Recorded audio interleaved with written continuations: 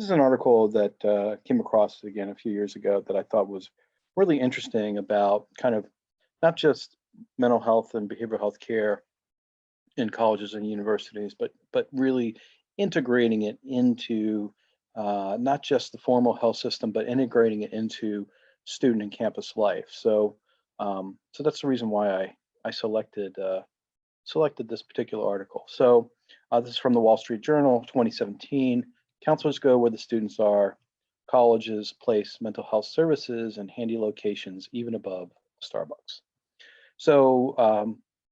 according to the data that the authors had from the American College Health Association, 38% of students last fall, which would have been fall of 2016,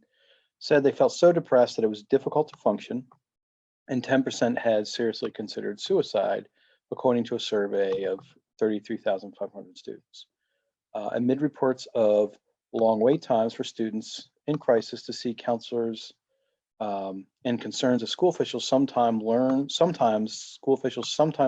learn of problems too late to help. Some institutions are taking a new tack to identify and treat troubled students, bringing counselors to them.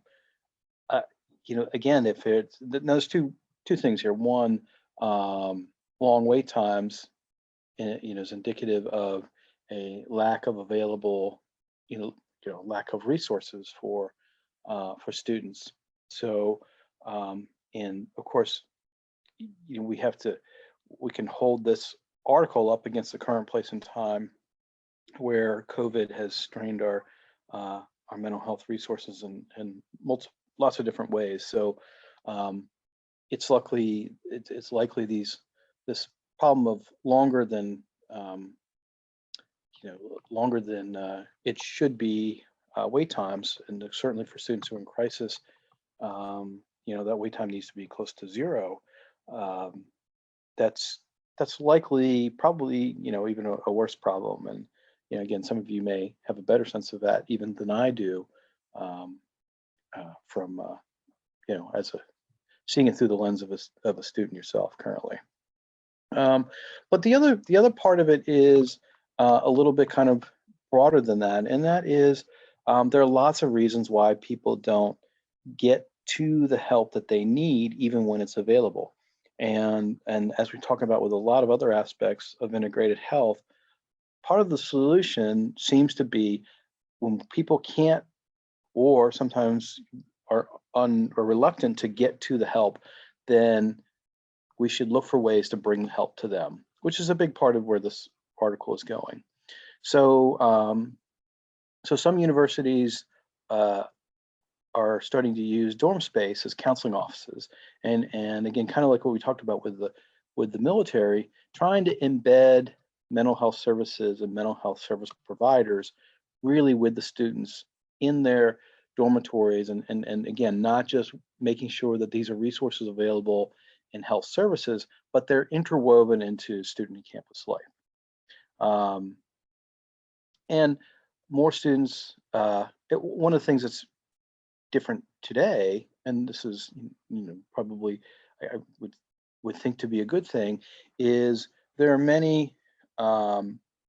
adolescents who have benefited from, adolescents and children who benefited from, despite all of our shortcomings and challenges and great amount of work to be done, when we compare it to 2 decades, 3 decades, and longer ago, there are mental health services are better available. There is at least somewhat less stigma, and there's a better understanding and availability of medication when appropriate for children and adolescents who have mental health or behavioral health issues. Thusly, more students with we'll call a pre-existing condition of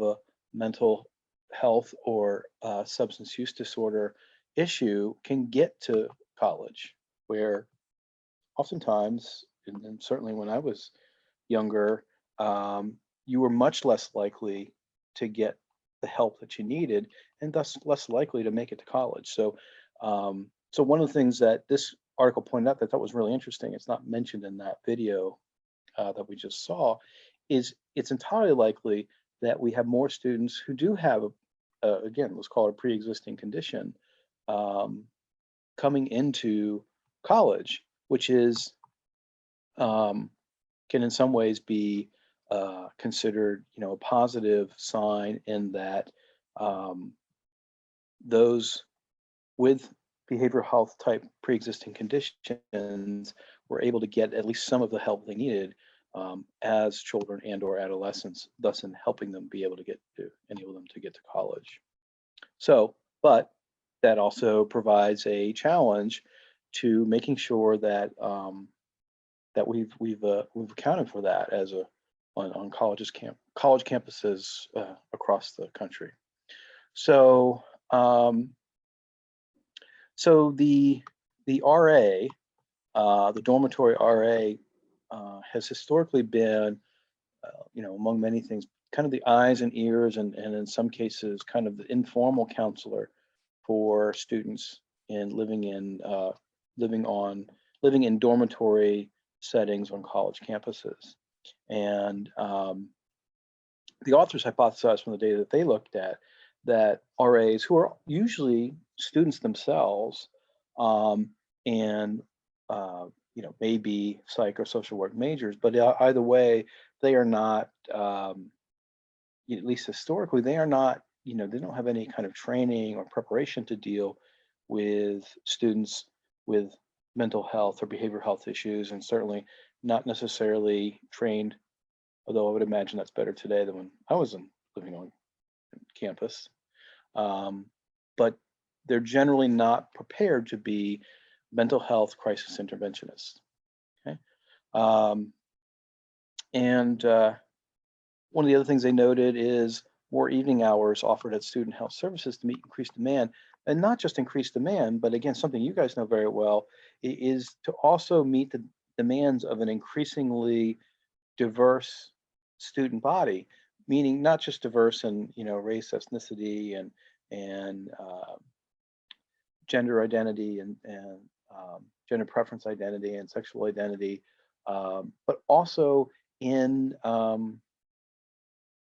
part-time versus full-time.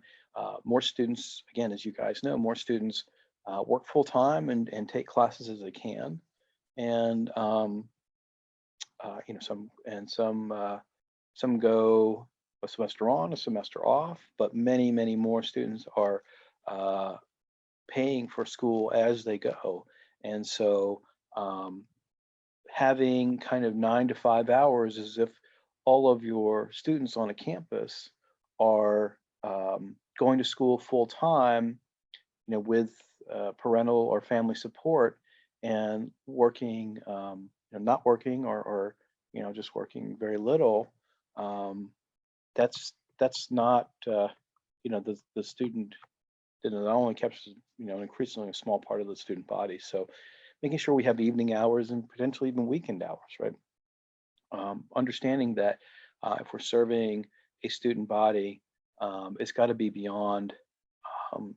just students who may be going to school full time, living on campus, and they're working, very part time or not at all. Experts say that students from certain cultural backgrounds are, the words of the authors, certain cultural backgrounds are less inclined to seek out their services, as are first-year students who are still worried about fitting in with their new peers. And again, I'm not sure what your experience is, but some students fear getting, having some kind of repercussion where they may be kicked out from school for having for needing mental health treatment, or having a mental health or substance use disorder problem. And in fact, there's definitely been times where I've witnessed that firsthand, seeing students get dismissed from school for behavioral health problems without, instead of trying to provide a treatment route. So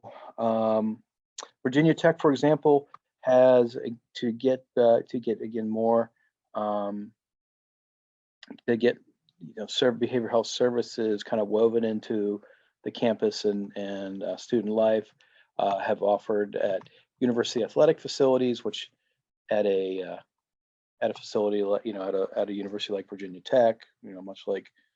the College Park campus on Maryland. Athletics pre-COVID at least are a huge part of the academic life. So for those kind of institutions, that is a place where you can really get to a big chunk of your student body, and then also local Starbucks, right? So you have kind of the on campus, increasing your on campus presence and being more strategic about how you create that presence in terms of offering behavioral health services, but also uh, local institutions around campus that you know for many communities, the the college, the university, the campus supports the local economy, and so there are a lot of places where the students, not only the students frequent, but those businesses are uh, built, geared directly for the students because they're their largest source of revenue.